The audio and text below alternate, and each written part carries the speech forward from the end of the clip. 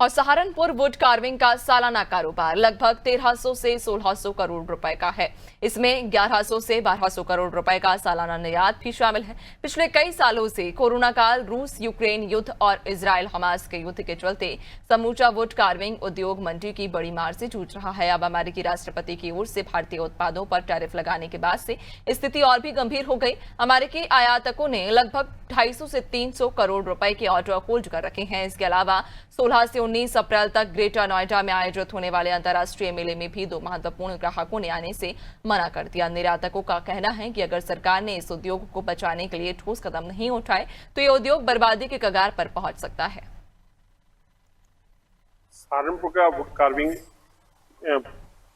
बहुत बड़ा सेक्टर प्रभावित हुआ है, क्योंकि जो वर्ल्ड का पूरे विश्व का बाजार है वो यूरोप के बाद हमारा 50% अमेरिका का बाजार है।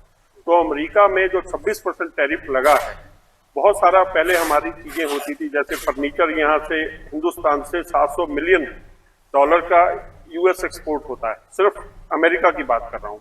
तो अमेरिका में उस पर कोई भी ड्यूटी नहीं होती थी, आज 26% ड्यूटी लगी। तो 26% ड्यूटी लगने से वहाँ की जो रिटेल है वो ऑब्वियसली महंगी होगी।